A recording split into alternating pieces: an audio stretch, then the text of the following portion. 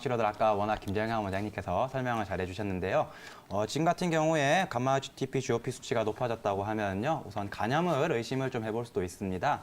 예를 들면은 A형 간염, B형 간염 혹은 C형 간염 같은 경우에 다들 말씀들 많이 들어보셨을 거예요. 이런 경우에는 검사를 통해서 잡아낼 수 있고, 또 이런 경우에 제대로 된 처치가 이루어지지 않으면 후에 간경화라든지 또 이 간경화에서 간암으로 발생을 할 수 있기 때문에요. 요거는 한번 검사를 꼭 이제 간염 검사를 받아보시는 게 중요하실 것 같고요. 그리고 이제 아까 이제 김정현 원장님께서도 말씀해 주셨다시피 이게 염증이 발생하고 난 뒤에 이런 수치들이 어느 정도 다른 수치들이 좋아지면서도 이 염증 수치 자체가 조금 이 반영이 늦어지면서 지금까지도 조금 높게 남아있는 경우가 있습니다. 이럴 경우에는 간 조직 재생에 시간이 조금 걸리시는 경우가 있으시니까요. 너무 이렇게 걱정하지 마시고 대신에 검사만 받아보신 다음에요. 검사 후에 문제가 크게 없으시면은 말씀하신 대로 한방치료 꾸준히 받으시면서 식단 관리 그리고 운동 잘 해주시면은 금방 좋아지실 테니까 너무 걱정 안 하셔도 되겠네요. 네.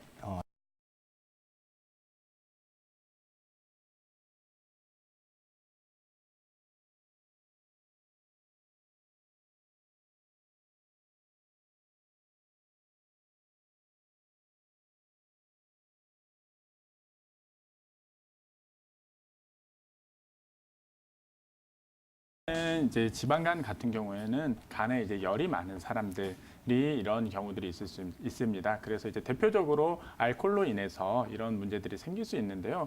지금 말씀해주신 시청자분께서는 비알코올성이라고 하셨습니다. 이런 경우에는 이제 지방 대사가 제대로 되지 않았을 가능성들을 갖다가 또 한번 좀 체크를 해봐야 될 것 같습니다. 네, 수고하십니다. 뭔가 여쭙겠습니다. 아까 말씀드린 바와 같아요. 예. 네, 비알코올성 지방간 진단을 오래전에 받았고 절식하고 식이요법하고 운동으로 체중을 표준 체중으로 만드니까 다 정상화가 됐어요. 모든 수치가 대사증후 수치가요. 네. 여전히 감마 GTP라고 지방간 수치가 여전히 높습니다. 지금 GTP 수치가 얼마인가요? 지난주에 제가 건강검진했는데 177이 나오더라고요. 177이요. 예. 지금 체중과 키가 어떻게 되시죠?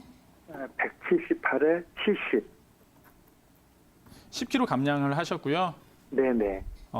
이 감량을 갖다가 얼마 동안 이렇게 하신 거죠? 제가 3월부터 시작을 했습니다. 절식하고 운동하고. 3월부터 지금까지 이렇게 10kg를 한 4개월, 5개월 정도 해서 이렇게 빼신 건가요? 네네. 계속 유지하고 있고요. 체중도.